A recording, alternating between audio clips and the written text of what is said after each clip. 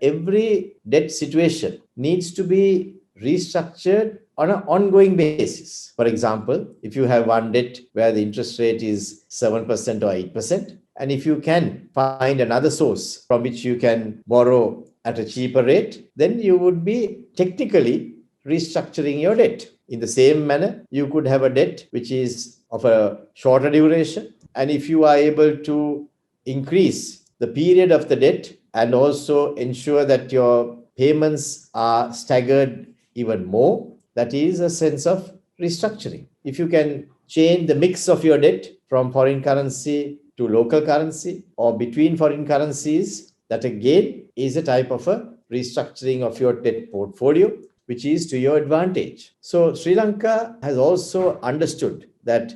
the reliance of Sri Lanka on international sovereign bonds has been quite sharp. And in the last few years, there has been a fairly extensive reliance on it, which now needs to be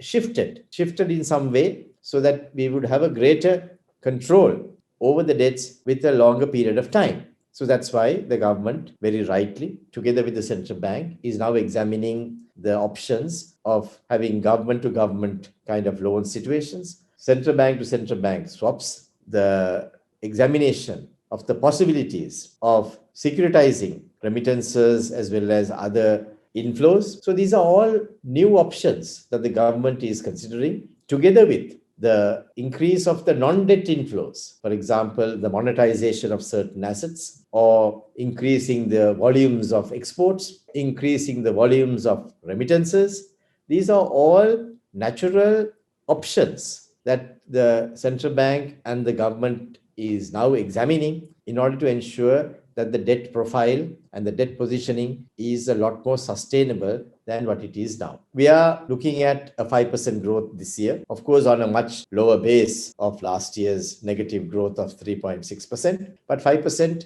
on that is a reasonable number. And next year, 2022, if we have a good year with tourism returning even to about 1/4 of the levels at which we were used to prior to 2019, I think Sri Lanka would be well on course for a 6% growth, which would mean that many of the macro fundamentals would look much better than what it is today. Sunsilk ලොකු බෝතලේ සේදුම් වාර 30ක් රුපියල් 16ක ඉතිරියක්